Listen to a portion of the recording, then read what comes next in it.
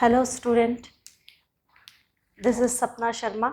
आपको मैं paper first thermodynamic और स्टैटिस्टिकल फिजिक्स ये पढ़ाऊंगी। इसमें भी आपके 5 यूनिट्स हैं और 5 यूनिट में जो फर्स्ट यूनिट है वो आपकी काइनेटिक थ्योरी ऑफ गैसेस से रिलेटेड है। सेकंड एंड थर्ड यूनिट आपकी मैक्सवेल इक्वेशंस और थर्मोडायनामिक के रूल्स और third rule, second rule, first rule इनसे रिलेटेड है। एंड फोर्थ जो यूनिट है वो आपकी कूलिंग से रिलेटेड है। एंड फिफ्थ यूनिट जो होगी वो आपकी स्टैटिस्टिकल फिजिक्स से रिलेटेड होगी। ठीक है, तो आज मैं आपको थोड़ी बेसिक चीज़ ही पढ़ा रही हूँ पहले, और बेसिक चीज़ से ही रिलेटेड है कि थर्मोडायनामिक एक्चुअली में है क्या चीज़। एक्चुअली में ये एक फिजिक्स के ब्रांच है जिसके अंतर्गत हम जैसे टेम्परेचर है, हीट है या और भी कोई रिलेशन है उसके बारे में स्टडी करते हैं। तो जनरली इसमें जो स्टडी होती है वो हमारे तापमान से और ऊर्जा से, इन्हीं से रिलेटेड जो स्टडी हम करते हैं वो थर्मोडायनामिक कहलाती है। थर्मोडायनामिक में भी आपके वेरिएबल्स जो होते हैं मेनली हम जो यूज़ करते हैं वो आपका प्रेशर ही है, वॉल्यूम है, टेम्परेचर है, एंट्रोपी है। इनसे ही इनको ही हम अलग अलग स्टेट में को रिलेट करते हुए आप स्टडी करते हुए चलते हैं। फिर इनकी इक्वेशंस जो बनती है वो जैसे रिलेशन बिटवीन, अगर हम जैसे प्रेशर एंड वॉल्यूम हो, प्रेशर या टेम्परेचर हो, वॉल्यूम या टेम्परेचर हो, एंट्रोपी हो, इनके बीच में अगर हम कोई रिलेशन निकालते हैं और उससे अगर कोई इक्वेशन प्रोड्यूस होती है तो उसको हम कहते हैं थर्मोडायनामिक इक्वेशन। ओके, अगर हम आइडियल गैस की बात करते हैं, आइडियल गैस आप लोगों को पता होता है, आइडियल गैस ऐसी गैस है जिसमें आपके कोई भी फोर्स, अट्रैक्शन फोर्स काम ना करे। ठीक है, तो आइडियल गैस की ही इक्वेशन अगर हम इसी से PV से ही अगर हम बनाएं तो वो इक्वेशन कौन सी होगी? PV is equal to KT। और अगर हम N मॉलिक्यूल्स की बात करेंगे तो वो इक्वेशन किस में रिड्यूस हो जाएगी? PV is equal to NKT के रूप में। और अगर हम N मोल की बात करते हैं तो PV इज इक्वल टू क्या बन जाता है हमारा? NKT के रूप में ये इक्वेशन बनती है। इनको आप याद रखिए, आगे हमारे ये बहुत काम आएगी जब हम kinetic theory of gases unit number 1 पढ़ेंगे। जब देन हम ये जानते हैं कि हीट क्या है। हीट, ऊष्मा, ऊष्मा क्या है? एक तरह से ही एनर्जी का फॉर्म ही है जो क्या करती है, एक सब्सटेंस से दूसरे सब्सटेंस पर फ्लो करती है, ट्रांजिट होती है। तो it is a form of energy which transit from one substance to another substance. Then अगर टेम्परेचर की बात करें तो टेम्परेचर और कुछ भी नहीं है, इट इज अ डिग्री है कि वो जो हमें ये बताता है कि ये सब्सटेंस कितना हॉट है या ये सब्सटेंस कितना कूल है। इसके बारे में हमको ये जो चीज पता चलती है कि ये हॉटनेस और कोल्डनेस, उसी को ही हम क्या कहते हैं? टेम्परेचर कहते हैं। देन नेक्स्ट हमारी एंट्रोपी क्या चीज है? ये एक नया चीज है। एंट्रोपी और कुछ भी नहीं, it is a disorder of any निकाय, यानी कि जो आपका सिस्टम है अगर उसमें कोई डिसऑर्डर फैलता है तो उसको अगर हम किसी से बताते हैं तो वो होती है entropy. Entropy it is a disorder of any system. Then फिर जैसे स्थूल अवस्थाएं या सूक्ष्म अवस्थाएं आपके बीच बीच में आएंगी। तो जो माइक्रो स्टेट है वो जैसे एक इलेक्ट्रॉन हो या एटम हो, इनके बीच के ही बात में, इनमें ही अगर प्रेशर, एक इलेक्ट्रॉन का प्रेशर, एक इलेक्ट्रॉन का वॉल्यूम, एक इलेक्ट्रॉन का टेम्परेचर, वो चीज क्या कहलाती है? माइक्रो स्टेट कहलाती है। और अगर हम बहुत सारे इलेक्ट्रॉन्स या ले लें या बहुत सारे एटम्स ले लें, मॉलिक्यूल्स ले लें और उनका एक साथ हम स्टडी करते हैं, उनकी एक साथ अगर हम प्रेशर, वॉल्यूम और टेम्परेचर के बारे में स्टडी करते हैं तो उसको हम कहते हैं, उस अवस्था को हम बोलते हैं मैक्रो स्टेट।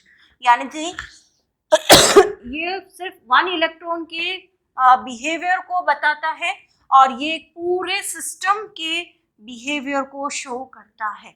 तो ये माइक्रो एंड मैक्रो स्टेट होगी। Entropy, it is a disorder of any system है। तो आज हम इसी से, एंट्रोपी से ही रिलेटेड आइडियल गैस की एंट्रोपी के बारे में ही स्टडी करेंगे। और यूनिट नंबर हम सेकंड पढ़ रहे हैं। यूनिट नंबर सेकंड हम स्टार्ट करेंगे एंट्रोपी।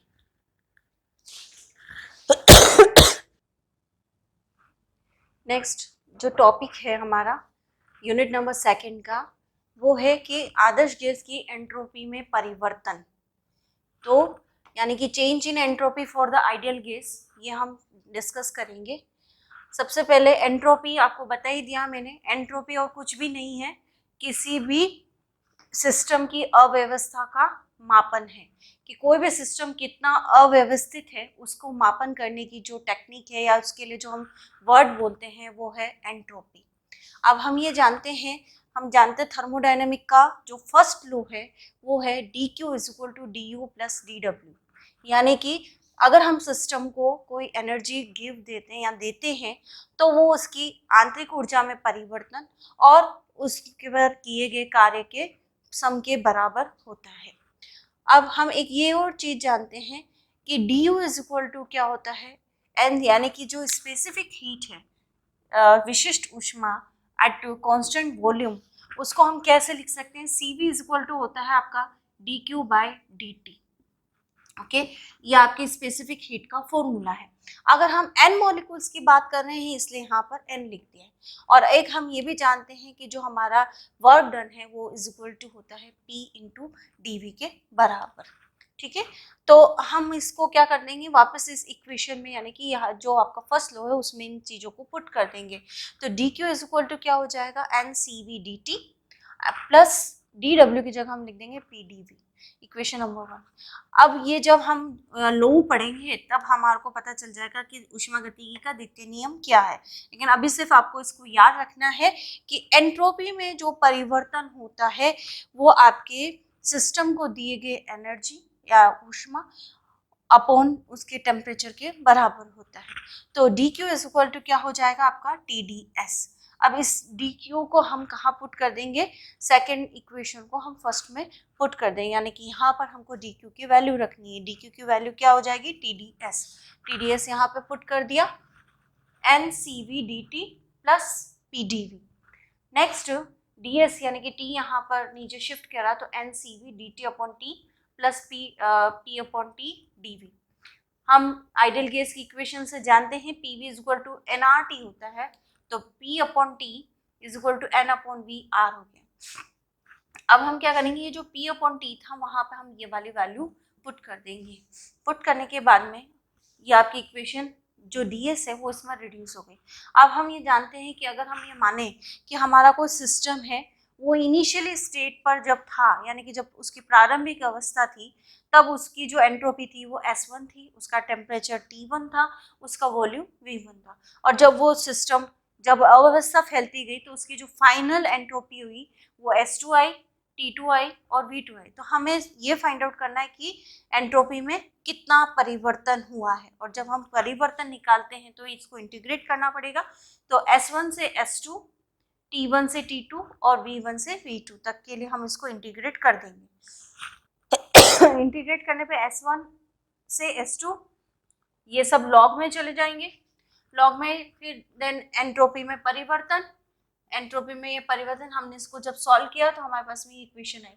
अब आप देख रहे हैं यहाँ पे जो एंट्रोपी में जो परिवर्तन है वो किससे रिलेटेड है, ताप में और वॉल्यूम को ही शो कर रहा है, यानी कि जो कि हमारा ताप और आयतन के पदों में निकाय की एंट्रोपी में परिवर्तन को शो करता है।